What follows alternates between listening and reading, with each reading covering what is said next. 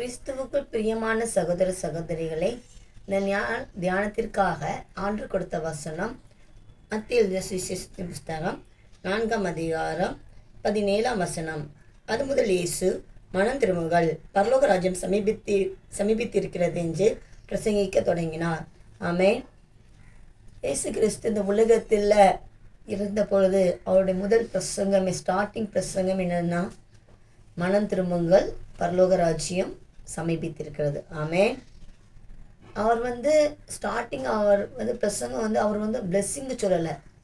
First சொல்ல மனம் திரும்புங்கள், பரலோக ராஜ்யம் சமீபமாக இருக்கிறது. அவருடைய பிரசங்கமாக இருக்கட்டும், அப்போஸ்தலர்களுடைய பிரசங்கமாக இருக்கட்டும், யாருடைய பிரசங்கமாக இருக்கட்டும், யோவான் ஸ்நானனுடைய பிரசங்கமாக இருக்கட்டும், யாருடைய பிரசங்கத்திலையும் பாருங்கள், அவங்க சொல்கிறது ஒரே ஒரு காரியம், மனம் திரும்புங்கள், மனம் திரும்புங்கள், மனம் திரும்புங்கள் தான் சொல்லுதாங்க.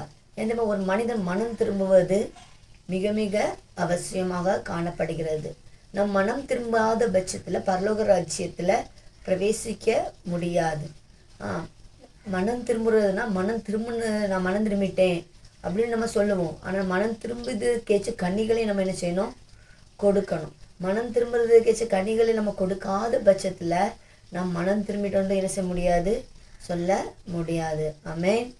இன்றைக்கு அநேக கிறிஸ்தவர்களுடைய வாழ்க்கையில் பார்க்கிறோம், அவங்க மனம் திரும்பிட்டோன்னு சொல்கிறாங்க. ஆனால் அவங்க வாழ்க்கையை பார்க்கும் பொழுது மனம் திரும்புவதற்கேற்ற கனிகள் என்ன காணப்படவில்லை. இயேசு கிறிஸ்து புதிய ஏற்பாட்டில் பிரமாணங்கள் கொண்டு வந்தார். ஆனால் எல்லா பிரமாணங்களும் பழைய ஏற்பாட்டுக்கு பிரமாணங்களை காட்டிலும் கடினமான பிரமாணம். புரியுதா உங்களுக்கு?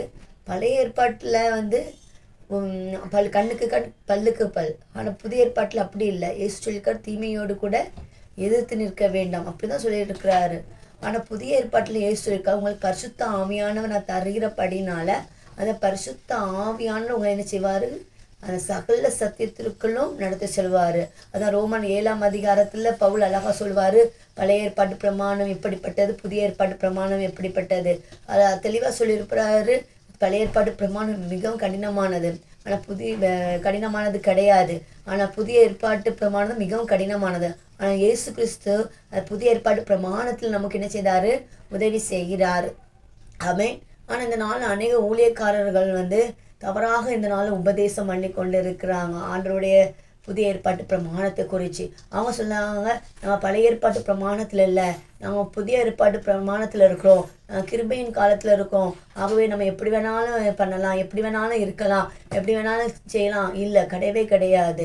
நீங்கள் அப்போஸ்தலர் நடவடிக்கைகளையும் பார்க்கலாம், இயேசு கிறிஸ்துடைய மலை பிரசங்கத்திலையும் பார்க்கலாம். இயேசு கிறிஸ்து சொல்கிறது ஒரே ஒரு காரியம், மனம் திரும்பணும். மனம் திரும்பினதுக்கப்புறம் என்ன செய்யணுன்றது 5ஆம் அதிகாரம், 6ஆம் அதிகாரம், 7ஆம் அதிகாரம் அவர் தெளிவாக மலை பிரசங்கத்தில் செஞ்சிருக்காரு, சொல்லியிருக்கிறாரு. ஆமென். அதன்படி தான் நம்ம என்ன செய்யணும்? நடக்கணும். அல்லேலூயா. ஆகவே பிரியமானவர்களே, காலம் சமீபமாயிருக்கிறது. அநேக காரியங்கள் சொல்லுகிற காலம், அநேக விதவிதமான உபதேசங்கள் உபதேசிக்கிற காலம். ஆகவே நீங்கள் எந்த உபதேசத்தையும் கேட்காதுங்க. இயேசு நமக்கு சொல்லின அந்த உபதேசத்தை மாத்திரம் நீங்கள் தியானிங்க.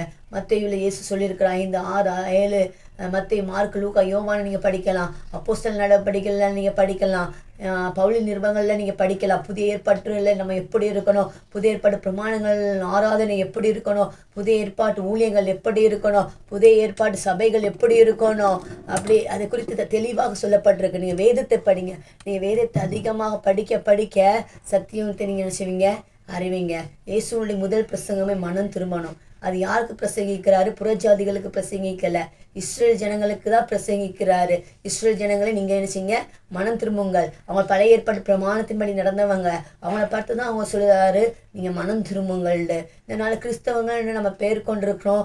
நம்மளை பார்த்து ஆண்டவர் சொல்லுறாரு, நீங்கள் மனம் திரும்புங்க. நீங்கள் மனம் திரும்பும் பொழுது தான் இந்த பரலோக ராஜ்யத்துக்குள்ளே நீங்கள் என்ன செய்ய முடியும்? பிரவேசிக்க முடியும். நம்ம மனம் திரும்பும் பொழுது தான் இந்த இந்தியா ரட்சிக்கப்படும். நம்ம மனம் திரும்பும் பொழுது தான் இந்த பட்டணம் ரட்சிக்கப்படும். ஆகவே கிறிஸ்தவர்களாகி முதலாவது நாம் மனம் திரும்ப வேண்டும். எதில் மனம் திரும்பலான்னு நீங்கள் கேட்கலாம்.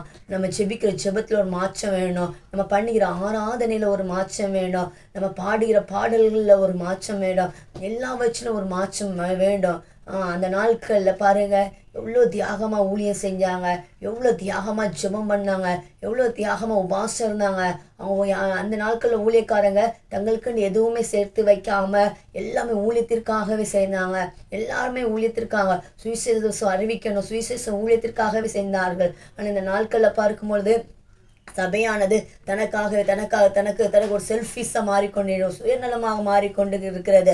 மிஷினரிகளை குறித்தோ அல்லது வட இந்தியாவை குறித்தோ அல்லது சுவிசேஷம் அறிவிக்கப்படாத இடங்களை குறித்தோ கவலைப்படாமல் சுயநலமாக வாழ்ந்து கொண்டிருக்கிறது.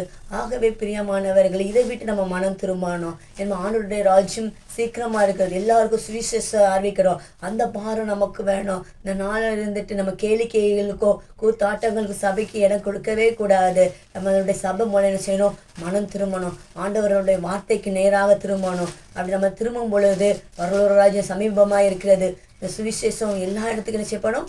அறிவிக்கப்படும். இயேசுனுடைய முதல் பிரசங்கம் எது? மனம் திரும்புங்கள், பரலோக ராஜ்யம் சமீபத்தமாக இருக்கிறது. கடைசி பிரசங்கம் என்னது? புறப்பட்டு போய் சகல ஜாதிகள் என்னது? சீசராக்குங்கள்.